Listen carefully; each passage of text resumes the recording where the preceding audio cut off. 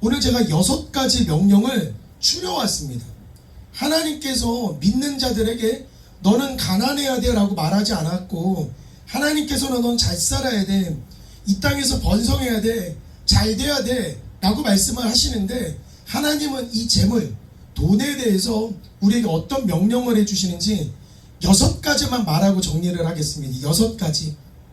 첫 번째, 하나님은 우리가 부자 되기 원하십니다.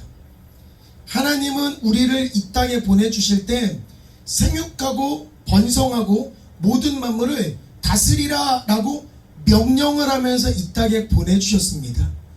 하나님 말씀이 이 땅에서 회복이 되고 하나님 말씀이 이 땅에서 빛이 나려면 우리가 생육도 해야 되고 번성도 해야 되고 우리가 정복도 해야 되고 모든 만물을 다스려야지 하나님의 명령이 이 땅에서 이루어지는 것입니다. 그러니까 우리 목양의 성도님들은 광주 땅에 하나님께서 지정을 해주시고 우리 이 땅에 보내주셨기 때문에 이 땅을 정복해야 됩니다. 모든 만물을 다스려야 됩니다. 그래서 자꾸만 저는 눈에 밟힙니다. 하나님께서 분명히 이 교회를 선택을 해주셨고, 그리고 이렇게 무수한 시련이 있음에도 불구하고 굴하지 않고 이렇게 버티고 있었다라는 건 하나님께서 분명히 잡고 계시고 하나님께서 분명 어떤 계획이 있으실 건데, 이 교회 활동을 하면서 및 신앙생활을 하면서 교회 옆에 주말에 농장도 있고 정부의 땅도 있고, 이 목양 교회에는 이상할 정도로 땅과 관계된 무언가가 꿈틀꿈틀거리고 있음을 저는 느끼고 있습니다. 이때 하나님께서 무슨 말씀하시냐면 땅에 충만하란 소리는 최선을 다하란 소리입니다. 땅에 충만하라 이 말은 그 땅이 눈에 보일 때 최선을 다해라. 주말 농장이 눈에 보이게 되면 그 땅에 최선을 다할 때 거기서 무수히 많은 축복이 열릴 것이고, 그로 인해 하나님 역사가 시작이 될 것이고, 또한 만약에 정부의 땅이 만약에 지나가는데 정부에서 만약에 이 교회의 땅을 교회의 선한 일로 쓰는 게 더 좋겠다라고 판단하면 이 땅을 우리에게 넘겨주고 하나님을 확장시키는 데는 하나님 기쁘게 하시는 일이므로 하나님께서는 분명히 땅을 정복하게 해주실 것 같습니다. 그로써 모든 만물을 다스리고 모든 만물이 다스릴 때 비로소 하나님의 명령이 이 땅에서 이루어지는 겁니다. 그렇기 때문에 우리는 하나님이 부르시는 그날까지 무조건 잘되다가 번성하다가 축복받으면서 하나님께 부름받아야 됩니다. 무조건 잘돼야 됩니다. 무조건 잘돼야 됩니다. 두 번째는 하나님이 너 무조건 부자가 되라고 이야기한 두 번째는 다른 사람을 돕기 위해서도 무조건 부자가 돼야 됩니다. 하나님께서 디모데전서에서 선을 행하고 선한 사업을 많이 하고 나누어 주기를 좋아하며 너그러운 자가 되게 하라.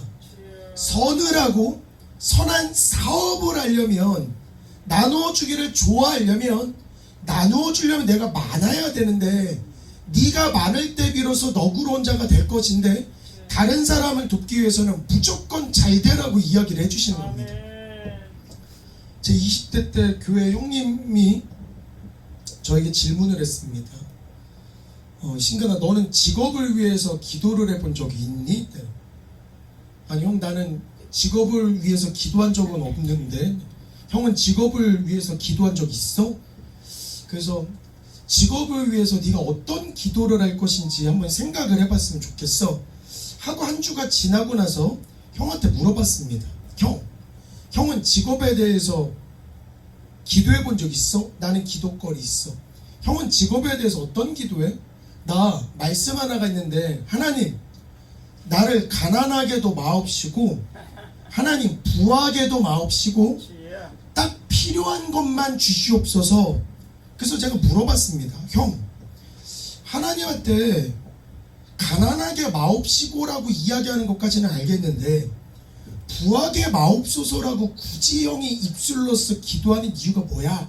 라고 이야기했더니, 내가 돈에 너무 집중할까봐 두려워서 그 돈으로 사람들 도와주면 될 거잖아요 라고 말했더니, 형은 나는 여유가 넘치고 시간이 넘쳐서 남는 시간에 필요한 사람들을 돕는, 몸으로 사람을 돕는 행동을 하고 싶어. 그래서 나는 가난한 것도 싫고 난 부자인 것도 싫고 딱 필요한 것만 받고 시간이 많아서 그 시간으로 남을 돕는 자가 되었으면 좋겠어. 10년이 지나고서 하나님은 멋지게도 이 형님의 기도를 그대로 들어주셨습니다. 이 형님을 경찰관으로 만들어 주셔서 매주 토요일날마다 쉴 수 있게 만드시고 토요일날 그 시간으로서 남들에게 봉사를 하는 대한민국의 경찰로 만드셨는데 하나님 정말 멋쟁이시다. 그래서 그 형님이 저에게 물어봤습니다. 신근아, 너는 직업에 대해서 어떤 기도를 하고 싶니? 그래서 저는 이렇게 이야기했습니다. 형, 나는 형처럼 부자가 아니었어서 형네 집은 잘 살았지만 우리 집은 평생이 가난했기 때문에 나는 하나님이 부어주실 거면 셈하지 않고 부어줬으면 좋겠고 그 부음을 받아서 셈하지 않고 하나님께 고스란히 봉사할 수 있는 사람이 됐으면 좋겠어. 하나님이 축복을 주실 거면 하나님도 셈하지 말고 나도 셈하지 않는 관계가 돼서 하나님이 그냥 아예 열고 계시고 수도꼭지가 아예 계속 평생 동안 열려 있어서 내 평생도록 하나님 일하는 데 있어서 재정으로서 고민을 하거나 막힘이 없었으면 좋겠어. 그리고 내가 일단 많아서 당시 우리 교회도 가난했기 때문에 나는 우리 교회 가난한 거 싫어. 나는 재정이 풀려야 나도 잘 되고 교회도 되고 교회가 잘 되고 내가 잘 되는 거기 때문에 하나님 기왕 주실 거면은 셈하지 마시고 그냥 부어주시면 저도 셈하지 않고 그냥 하나님 일에 쓰겠습니다라고 이야기를 했는데 그 이후로부터 하나님께서는 일거리를 일단 넘치게 하여 주시고 여기저기서 강의하면서 소득의 창구가 많아지게끔 하나님께서 도와주시는데 이게 하나님의 축복의 원리구나. 만약에 이때 하나님이 여기서 돈도 벌게 해주시고 여기서 돈도 벌게 해주시고 여기서 돈도 벌게 해주셔서 내가 돈이 너무 좋아서 이 돈으로 만약에 주식을 하고 이 돈으로 내가 내 돈을 불려가는 걸 집중을 했다라면 하나님의 축복은 거기서 끊어졌을 것인데 하나님께서는 지금도 열어주시려고 노력을 더 많이 해주시는 것 같습니다.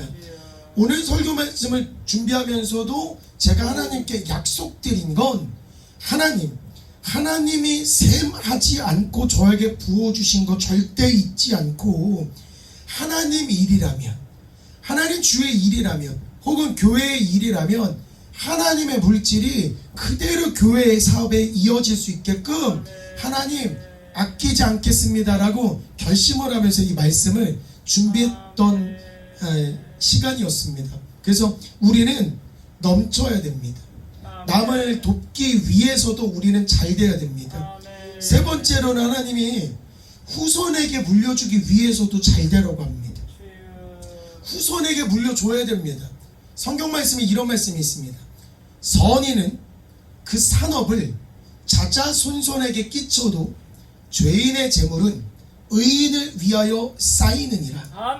선인은 그 산업과 사업이 자손 대대로에게 끼쳐도 악인은 본인이 모은 그 재물을 의인을 위해서 쌓느니라.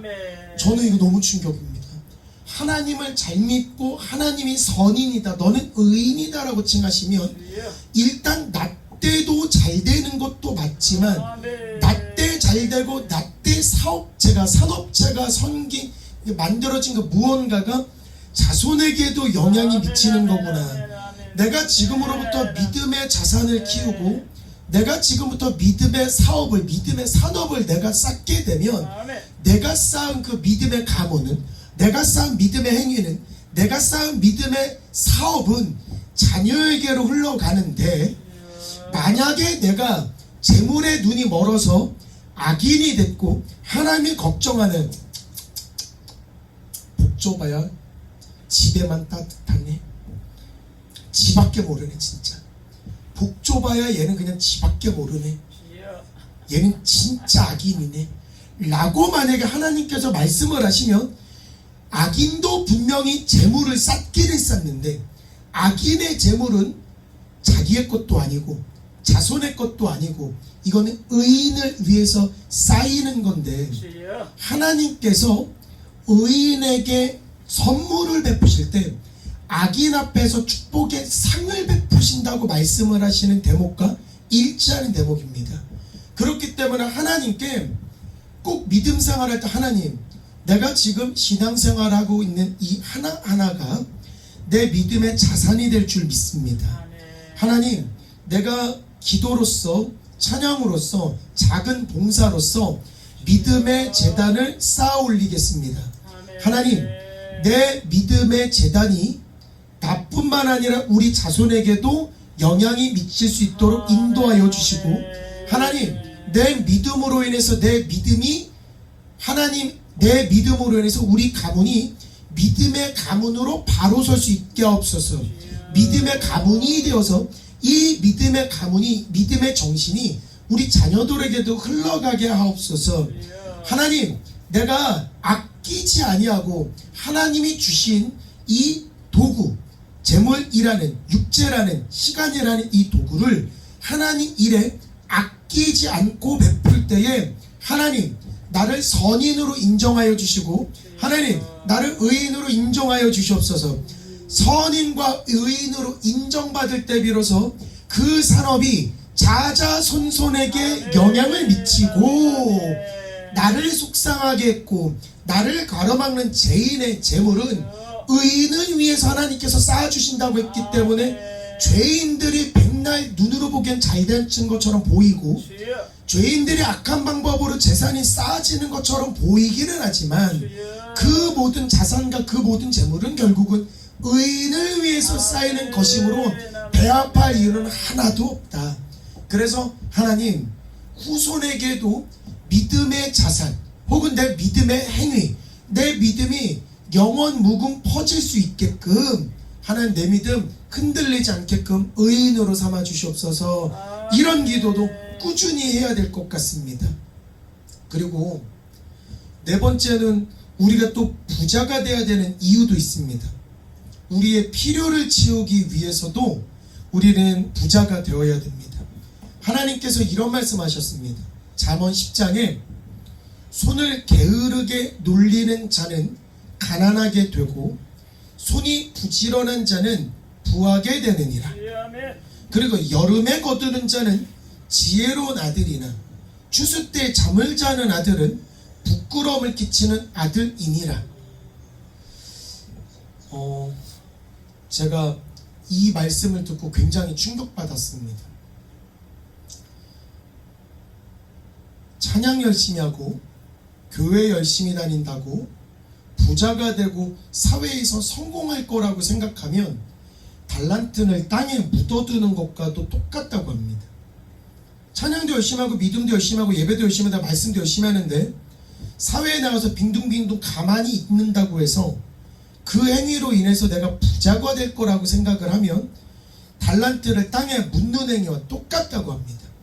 교회에서는 믿음 생활에 충실을 하고, 그리고 교회 바깥에 사회에 나갔을 때 손을 부지런하게 놀리면서 사회에서도 악착같이 열심히 일을 하고 사람들에게 선을 행할 때 비로소 하나님께서 잘하고 충성된 종이라고 칭해 주시는데, 오늘도 마찬가지입니다. 손을 게으르게 돌리는 자는 가난하게 되고 손이 부지런한 자는 부하게 되느니라. 쉽게 말해서 우리가 사회에 나가서 신앙생활도 열심히 하지만 내가 맡은 일을 열심히 최선을 다해서 충성을 다할 때 하나님께서는 내가 너 부하게 만들어 줄게라고 약속을 했기 때문에 교회에서도 최선을 다하지만 교회 바깥에서 손을 부지런히 놀리면서 이곳저곳에 내 맡은 사명 맡은 일을 열심히 할 때 비로소 하나님은 우리에게 불을 내려주시는구나. 그리고 다섯 번째로 우리는 하나님 믿고 진짜 잘 돼야 됩니다. 왜 잘 돼야 되냐면 우리 자신을 지키기 위해서도 잘 돼야 됩니다. 그리고 오늘 제가 말씀을 준비하면서 저에게 가장 큰 충격이 오늘 지금의 이 말씀인데 읽어드리도록 하겠습니다. 전도서 7장에 지혜는 유산같이 아름답고 햇빛을 보는 자에게 유익이 되도다. 지혜는, 하나님의 말씀은 유산같이 아름답고 햇빛을 보는 자에게 유익이 되도다. 다음 문장이 더 대박입니다. 지혜의 그늘 아래 있음은, 하나님의 말씀 그늘 아래 있음은 다시 지혜의 그늘 아래 있음은 돈의 그늘 아래 있음과 같으나 지혜의 그늘 아래에 있음은 돈의 그늘 아래에 있는 것과 마찬가지이나 하나님의 말씀 안에서 네가 믿고 따르고 최선을 다할 때 지혜의 그늘에 있게 되는 건데 그 지혜의 그늘과 돈의 그늘이 같구나. 세상에 우리는 분명히 교회에서 신앙생활도 하고 사회에서 사회생활도 하고 가정에서 가정생활을 하는데 이 모든 생활이 그늘 아래 있으려면 하나님의 지혜 안에 있어야 되는 거구나. 하나님의 지혜 안에 지혜의 그늘 아래 있음은 돈의 그늘 아래 있는 것 같음이더라. 하나님의 말씀 그늘 아래 있는 사람은 돈의 그늘에 있기 때문에 돈의 구애가 없겠구나. 그럼 돈 진짜 많이 벌고 정말 잘 되고 싶은 사람은 돈에 집중할 게 아니구나. 돈을 사랑하는 게 아니고 하나님의 말씀에 집중해야 되는 거구나. 하나님의 말씀, 하나님의 지혜에 집중하게 되면 지혜의 그늘 아래 있는 것과 똑같은데 그 지혜의 그늘 아래 있음은 돈의 그늘과 똑같은 거구나. 그 뒤에 뭐라고 말씀하시냐면 하나님께서 행하시는 일을 보라. 지혜의 그늘 아래 있음은 돈의 그늘 아래 있음과 똑같은데 네가 지혜의 그늘 아래 있을 때 하나님께서 어떤 일을 행하시는지 그 일을 보라. 하나님께서 굽게 하신 것을 누가 능히 곧게 하겠느냐. 네가 지혜의 그늘 아래 있으면 돈의 그늘 아래 있게 되는 것인데 그때 돈의 그늘 아래 있게 되는 건 하나님께서 행하시는 일이구나. 바꿔보면 하나님께서 행하시는 일을 보고 싶으면 지혜의 그늘 아래 있어야 되는 것이고 하나님의 말씀의 그늘 아래 있어야 되는 것이고 지혜와 말씀의 그늘 아래 있을 때 돈의 그늘 아래 있는 것이구나. 돈 신경 쓸 거 없구나. 이 땅에 살면서 돈은 보면 필요한 거기는 한데 돈에 관계된 어떤 어려움이 있다. 이 말은 하나님의 말씀과의 관계에 어려움이 있다라는 것과도 맥이 똑같은 겁니다. 이 땅에 살면서 하나님 내가 재정의 문제가 있습니다. 이 말은 진짜로 돈 벌고 돈을 많이 모아야 됩니다를 이야기하는 게 아니라 돈의 그늘이 분명히 있는데 돈의 그늘이 있는데 그 그늘 밖에 나가서 돈으로 인해서 쪼달리고 돈으로 인해서 땀 흘리고 돈으로 인해서 힘든 건 돈의 그늘 아래 있지 못한 건데 돈의 그늘 아래 있지 못함은 지혜의 그늘 아래 있지 못함이니 아마 돈으로 인해서 뭔가 어려움이 있다라고 생각을 해보면 하나님의 말씀으로부터 뭔가 벗어났을 가능성이 높다. 분명히 하나님께서는 하나님이 행하시는 일을 보라 라고 말씀하셨는데 내가 지금 돈의 그늘 아래 있지 아니하고 돈으로서 만약에 재정으로서 어려움이 있다라면 하나님께서 지금 행하시는 일이 아직은 많지 않음인데 왜 하나님께서 일을 행하시지 않을까 생각을 해보면 내가 지혜를 좀 더 사랑하지 않았구나. 내가 지혜의 그늘 아래 들어가지 못했겠구나. 그래서 하나님이 일하시는 걸 보려면 혹은 돈의 그늘 아래 있는 걸 보려면 우리는 반드시 지혜의 그늘 아래에 들어가야 되는데 이 지혜의 그늘은 이렇게 말씀하십니다.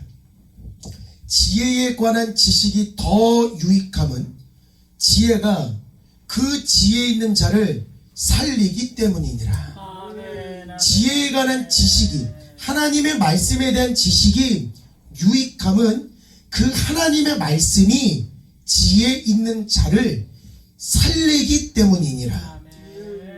재물로 인해서 만약에 어려움이 있거나 뭔가 돈의 그늘 아래 있지 아니하다는 소리는 지혜가 그 지혜 있는 자를 살리고 있지 못하고 있다라는 것이니 무조건 말씀으로 돌아가고 무조건 여호와께로 돌아가고 무조건 지혜의 욕심을 부려서 내가 돈이 부족하니까 하나님 돈 주세요, 돈 주세요, 돈 주세요, 돈 주세요. 돈을 사랑하면 하나님께서 더 분노하시고 넌 일만하게 뿌리겠구나. 니는 너 돈 가질 것만 생각을 하는구나 라고 지탄하실 건데 그게 중요한 게 아니고 내가 재물로서 뭔가 어려움이 있다. 이 말은 아하 내가 지금 돈의 그늘에 들어가지 못했구나. 돈의 그늘에 들어가지 못하면 내가 지혜의 그늘 아래 있지 못하겠구나. 아하, 하나님께서 나를 불러주시는데 내가 말씀에 좀 더 집중 못했구나. 내가 기도를 못했구나. 여호와께로 돌아가지 못했구나 라고 생각하고 빨리 깨달아가지고 주님께 돌아갈 때 비로소 하나님이 어떻게 일을 하신지 한번 봐봐봐. 힘들 때 더욱더 하나님께 매달려야 됩니다. 힘들 때 하나님 말씀에 더욱더 매달려야 됩니다. 그때 비로소 하나님께서는 너희에게 지혜의 그늘을 쫙 펼쳐주시는데, 지혜의 그늘은 곧 돈의 그늘이구나. 지혜 있는 자는 재정에 부족함 당하지는 않겠구나. 하나님께서 약속하신 대목이기 때문에 하나님께서는 하나님 말씀 잘 섬기고 믿음 생활 잘해서 너 재정적으로 풍족했으면 좋겠다라고 시원하게 말씀하신 거기 때문에 하나님 명령으로 깨닫고 우리는 무조건 하나님 잘 따라서 잘 돼야 됩니다. 그리고 마지막에 하나님께서는 이런 말씀하십니다. 니네는 무조건 잘 돼야 된다고. 우리 채무에서 빚에서 해방되기 위해서라도 우리는 잘 돼야 된다고 이야기합니다. 하나님께서 잠언에서 무슨 말씀하시냐면 부자는 가난한 자를 주관하고, 부자는 가난한 자를 주관하고, 부자는 가난한 자를 주관하고, 반대로 빚진 자는 체주의 종이 되느니라. 빚진 자는 체주의 종이 되느니라. 이거 아까 전이랑 얘기해보면 일맥하는 겁니다.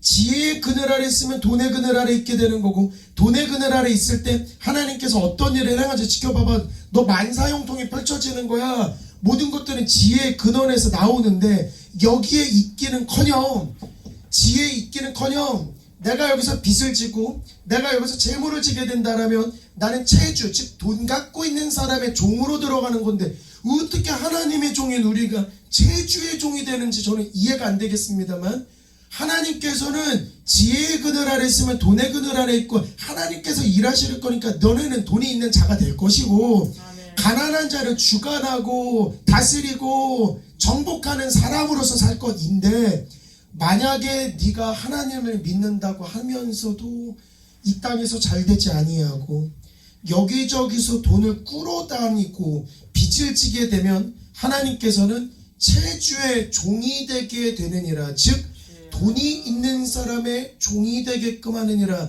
근데 우리는 하나님의 종이고 우리는 주의 종인데 체주의 종이 된다.